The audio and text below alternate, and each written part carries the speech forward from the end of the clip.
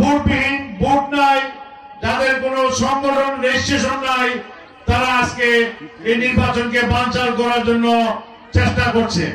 তারা বলছে পিআর পদ্ধতিতে নির্বাচন, আবার আরেকদিক দিয়ে তলে তলে নমিনেশন ঘোষণা দিচ্ছে না ভাই? নবীনগরে জামাতের প্রার্থী ঘোষণা দিচ্ছে না? আসেনি প্রার্থী? কোন প্রার্থী নিয়েও কাজ করতেছে, আবার পিআর পদ্ধতিও করতেছে। পিআর পদ্ধতি মানে কি? আপনি ভোট দিবেন নবীনগরে, ভোট গণনা হবে লক্ষ্মীপুরে। এই জাতীয় পিআর বাংলাদেশের মানুষ পছন্দ করে না। বাংলাদেশের মানুষ চায় গত 17 বছর আপনারা কেউ ভোট দিতে পারছেন?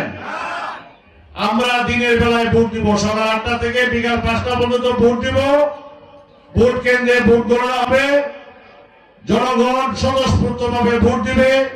আমরা দৃঢ় বিশ্বাস করি, দীর্ঘদিন আমরা আমাদের বিএনপি ভারপ্রাপ্ত চেয়ারম্যান তারেক রহমানের নেতৃত্বে দলকে সুসংগঠিত করার জন্য যেভাবে অক্লান্ত পরিশ্রম করেছি, মানুষ, বাংলাদেশের মানুষ, তারুণ্যের ভোটার, তারা অপেক্ষা করছে কবে বাংলাদেশে একটি অবাধ, সুষ্ঠু, নিরপেক্ষ নির্বাচনের মাধ্যমে তারেক রহমানের নেতৃত্বে বাংলাদেশে একটি সংখ্যাগরিষ্ঠ আসনের মাধ্যমে সরকার গঠন করবে। আমরা ইতিমধ্যে বাংলাদেশে নির্বাচনের জন্য সমস্ত আয়োজন সম্পন্ন, নির্বাচন অন্তর্বর্তীকালীন সরকার 2 দিনের মধ্যে হয়তো ঘোষণা করবেন। আপনারা সজাগ থাকবেন। নির্বাচনের দিন পর্যন্ত আপনারা প্রত্যেকটা কেন্দ্র, প্রত্যেকটা গ্রামে পাহারা দিয়ে রাখতে হবে।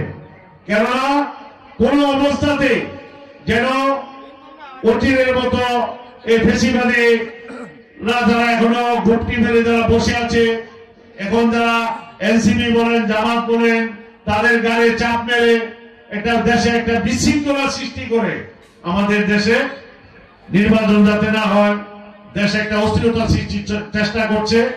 তাই আপনাদের কাছে উদাত্ত আহ্বান থাকবে, আমরা আগামী নির্বাচন পর্যন্ত প্রত্যেকটা কেন্দ্রে কেন্দ্রে আমরা পাহারা দেব, যাতে করে দিনের বেলায় সুন্দরভাবে আমাদের সকলে সুন্দর পরিবেশে আমরা ভোট দিতে পারি।